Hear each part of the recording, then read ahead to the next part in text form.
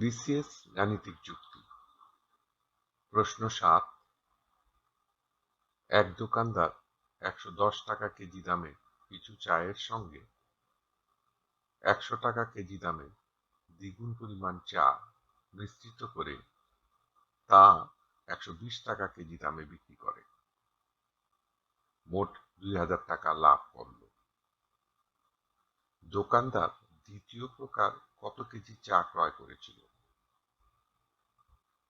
ক ১০০ কেজি, খ ৮০ কেজি, গ ৫০ কেজি, ঘ ৬০ কেজি। সূত্র ২১তম বিসিএস। উত্তরটি চিন্তা করুন, একটু পরে মিলিয়ে নিন।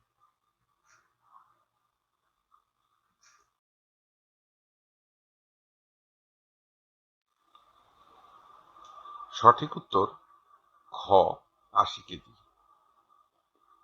ব্যাখ্যা। মনে করি ১১০ টাকা দরের চায়ের পরিমাণ ছিল সমান ক কেজি।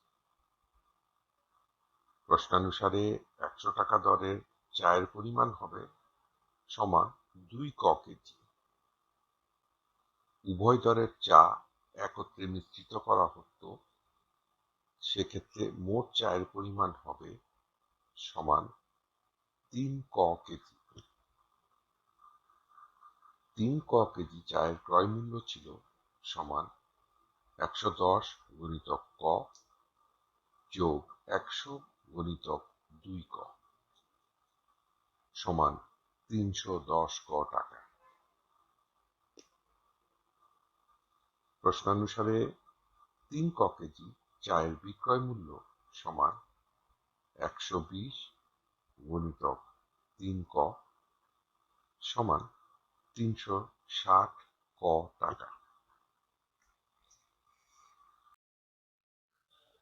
প্রশ্নানুসারে বিক্রয় মূল্য ও ক্রয় মূল্যের পার্থক্য ২০০০ টাকা, অর্থাৎ ৩৬০ ক বিয়োগ ৩১০ ক সমান ২০০০ বা ৫০ ক সমান ২০০০ বা ক সমান ২০০০ ভাগ ৫০ বা ক সমান ৪০, অর্থাৎ ১১০ টাকা দরের চায়ের পরিমাণ ছিল সমান ক সমান ৪০ কেজি, ১০০ টাকা দরের চায়ের পরিমাণ ছিল সমান ২ ক সমান ২ গুণিতক ৪০ সমান ৮০ কেজি।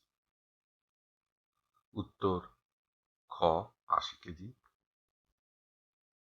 ধন্যবাদ। টিউটোরিয়াল দেখার জন্য আপনাকে ধন্যবাদ।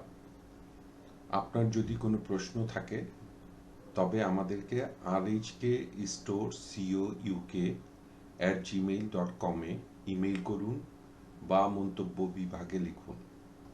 আমাদেরকে অনুপ্রাণিত করার জন্য সাবস্ক্রাইব করুন, থামস আপ দিন বা লাইক দিন। আপনার বন্ধুদের সাথে শেয়ার করুন এবং নতুন টিউটোরিয়াল পেতে বেল আইকন টিপতে ভুলবেন না।